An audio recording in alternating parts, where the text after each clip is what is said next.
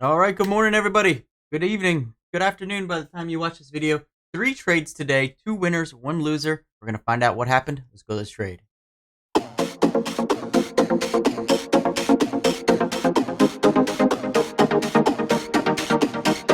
Okay, so first trade today was here on YEXT. It's making a really nice move here. I'm watching as it pushes up towards 1250. There's 1250. I go ahead, hit the button. I'm short here. 200 shares at 1243. I thought this was going to be a really nice entry based on the move and everything. It was on earnings, so that kind of made it a little bit less nice, but still liked it overall. And a few minutes later, it hasn't really done anything in either direction, so I'm still watching it here as it's popping up towards the 13 mark. I'm like, all right, if we get through 1280, maybe I'll look to put in a few more shares here. Look for another 200 shares here as it gets through 1280. There's through 1280. Go ahead and get 200 more in. So now I'm in 400 shares short here on YEXT at an average of 1262. Looking for this thing to start coming back down towards that $12 range. It would actually be really nice here. But as you can see, several minutes goes by and it's just kind of grinding slowly higher. So I'm not really liking that. I do put a stop in at the high of the day there. But then once it comes down towards VWAP, I'm like, you know what? I'm just going to take half off here at a loss and at least reduce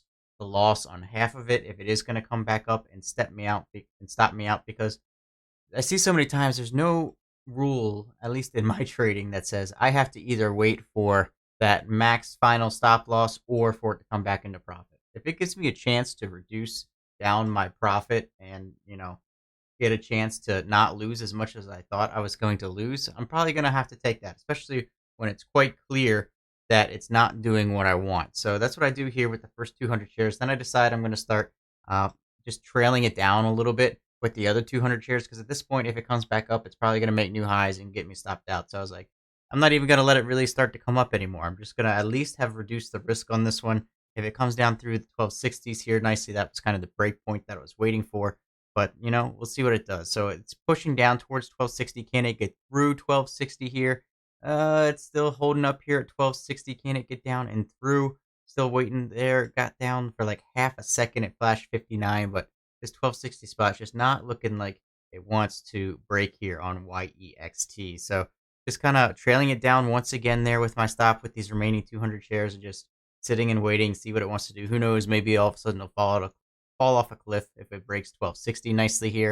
And that's what I was watching. And as you see, it gets under 1260 here and then it pops right back up. I was like, okay, fine.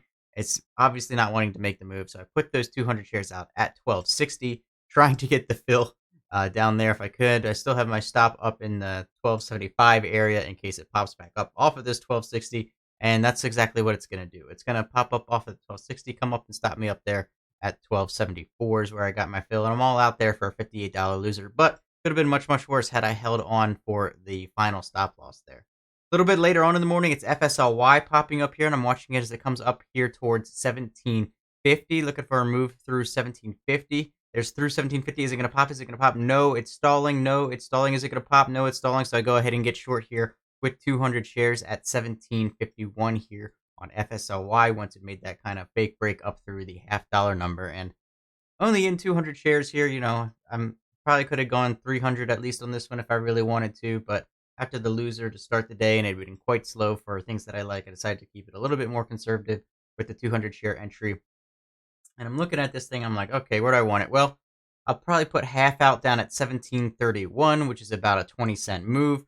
And then if it comes down below that, another 10 cents, I'll put the remainder out at 1721. So right as I put that order out, my first order at 1731 gets filled. So I'm out half my shares there. I've got the other 100 shares sitting out down at 1721, which is right kind of where VWAP is. And also it would basically be closing the entire move that big green candle just made. So for me, that would be a pretty good spot to be looking to get out the rest of the shares here and clear this trade out. So got my order sitting out here at 1721. It is coming down into the 1720s here. There it comes down and gets me the fill. And I'm all out for a $50 gain. And just like that, I've erased most of the YEXT trade loss at least. So now hopefully can find something else on the day and possibly even get into the green.